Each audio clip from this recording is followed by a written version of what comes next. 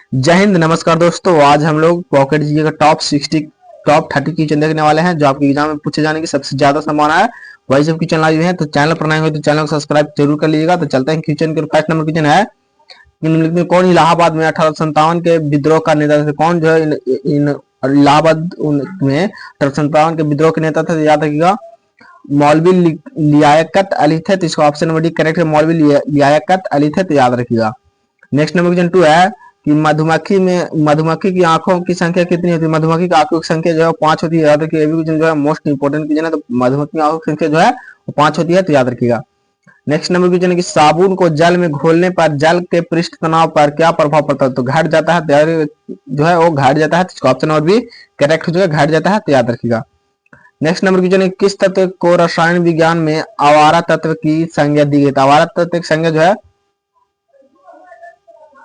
वह नाइट्रोजन की संज्ञा दी गई है। तो याद रखिएगा। नेक्स्ट नंबर क्वेश्चन 5 है कि मनुष्य की साधारण श्वसन दर कितनी होती है? तो मनुष्य की साधारण श्वसन दर जो है कितनी होती है? तो 15 से 18 बार पर मिनट होती है। तो इसका ऑप्शन नंबर 1 करेक्ट होगा, 15 से 18 मिनट पर मिनट होती है। तो याद रखिएगा। नेक्स्ट नंबर क्वेश्चन है कि अक्षमा की रोगियों में निम्नलिखित में से कौन औषधि प्रभावशाली होती है? कौन औषधि जो है वो प्रभावशाली होती है? तो याद रखिएगा, यहाँ पे रिफैल्पिनिसिन हो जाएगा। तो इसका ऑप्शन नंबर डी करेक्ट होगा, रिफैल्पिनिसिन। तो याद रखिएगा। नेक्स्ट नंबर क्वेश्चन 7 है कि विद्युत मोटर निम्न से सिद्धांत पर कार्य करती है। विद्युत मोटर जो किस सिद्धांत पर? तो फैराडे के नियम पर कार्य करती है। तो इसका ऑप्शन नंबर 1 करेक्ट होगा, फैराडे के नियम पर कार्य करती है। तो याद रखिएगा। किस पादप को शाकीय भारतीय डॉक्टर की उपमा प्रदान की गई है? तो किसे जो भारतीय डॉक्टर की उपमा प्रदान की गई है? तो याद रखिएगा। इसका ऑप्शन नंबर बी करेक्ट है, तुलसी की गई है। तो इसका ऑप्शन नंबर बी करेक्ट होगा, याद रखिएगा। नेक्स्ट नंबर क्वेश्चन 9 को चलते हैं। नेक्स्ट नंबर क्वेश्चन 9 है कि निम्नलिखित में से कौन प्रतिचुंबकीय है? तो प्रतिचुंबकीय जो है कौन यहाँ पे हो जाएगा? प्रतिचुंबकीय। तो याद रखिएगा, प्रतिचुंबकीय जो है वो बिस्मथ है। तो इसका ऑप्शन नंबर बी करेक्ट है, बिस्मथ जो है वो प्रतिचुंबकीय है। तो याद रखिएगा। नेक्स्ट नंबर क्वेश्चन है कि तड़ित चालक का आविष्कार किसने किया? तो तड़ित चालक का आविष्कार जो है वो किसने किया? तो याद रखिएगा, बेंजामिन ने किया। तो इसका ऑप्शन नंबर सी करेक्ट है, बेंजामिन ने किया। तो याद रखिएगा। अगर वीडियो पसंद है तो वीडियो को लाइक एंड दोस्तों में शेयर जरूर कीजिएगा। इसका पीडीएफ चाहिए तो आप टेलीग्राम चैनल ज्वाइन जरूर कर लीजिएगा।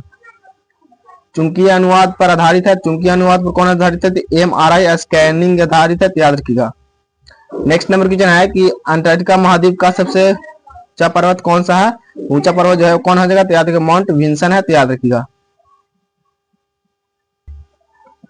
क्वेश्चन नंबर 13 है, जिन तरह की पूर्णतया कार्बनिक बनाने वाला प्रथम भारतीय राजा कौन है? तो पूर्णतः कार्बनिक बनाने वाला पहला ऑर्गेनिक जो है बनाने वाला प्रथम भारतीय राज्य कौन सा है? तो याद रखिएगा, यहाँ पे सिक्किम हो जाएगा। तो इसका ऑप्शन नंबर बी करेक्ट है, सिक्किम जो है वो पहला राज्य बन गया है। तो याद रखिएगा। नेक्स्ट नंबर क्वेश्चन है कि डेट्रॉइट किस उद्योग के लिए प्रसिद्ध है? डेट्रॉइट जो है वो ऑटोमोबाइल के लिए प्रसिद्ध है। तो इसका ऑप्शन नंबर 1 करेक्ट है, ऑटोमोबाइल के लिए प्रसिद्ध है। तो याद रखिएगा।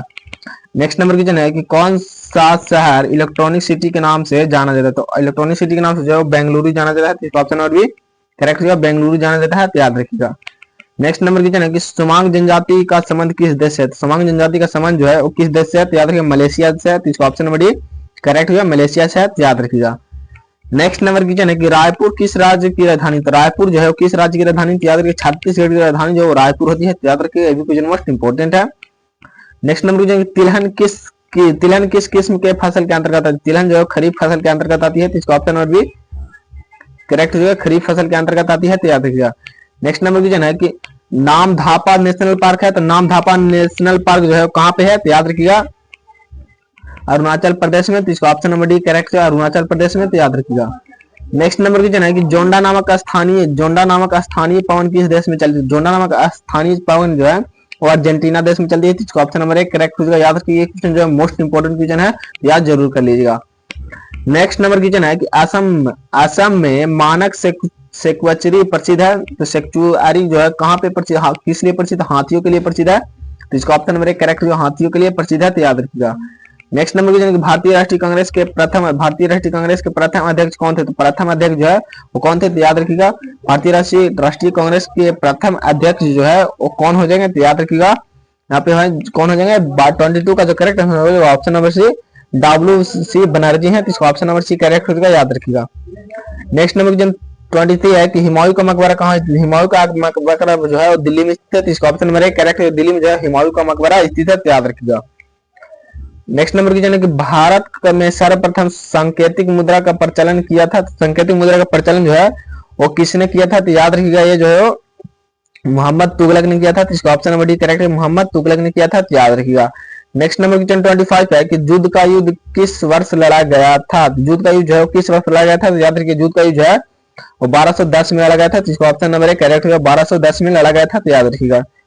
Next number question next number question Chanderi का युद्ध किस वर्ष लड़ा गया था? चंदेरी का युद्ध जो है वो किस वर्ष लड़ा गया था? याद रखिए 1528 में लड़ा गया था। चंदेरी का युद्ध जो है 1528 ईस्वी को लड़ा गया था, तो याद रखिएगा इसका ऑप्शन नंबर सी करेक्ट हो जाएगा। नेक्स्ट नंबर क्वेश्चन सिंधु सभ्यता के लोग किस धातु से अपरिचित है? सिंधु सभ्यता के लोग जो है किस धातु से अपरिचित है? तो लोहा धातु से अपरिचित है, तो याद रखिए इसका ऑप्शन नंबर डी करेक्ट हो जाएगा।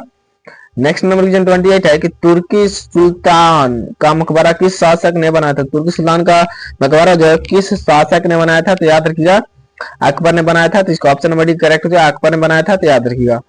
नेक्स्ट नंबर क्वेश्चन 29 है कि फिरोज शाह तुगलक ने कर सिंचाई के लिए को लागू किया। तो कर सिंचाई जो क्या लागू किया था?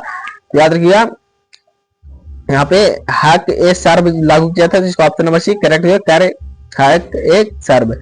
आनंद मठ के लेखक कौन है? तो आनंद मठ के लेखक जो है वो बंकिम चंद्र चट्टोपाध्याय है, तो इसको ऑप्शन नंबर बी जो है वो करेक्ट है, बंकिम चंद्र चट्टोपाध्याय है, तो इसको ऑप्शन नंबर बी जो है वो करेक्ट जगह याद रखिएगा। नेक्स्ट नंबर क्वेश्चन 31 है कि शेरशाह सूरी का बचपन का नाम क्या था? तो शेरशाह सूरी के बचपन का नाम जो है फरीद खान था, तो इसका ऑप्शन नंबर बी करेक्ट है, फरीद खान जो है शेरशाह सूरी के बचपन का नाम था, तो याद जरूर कर लीजिएगा।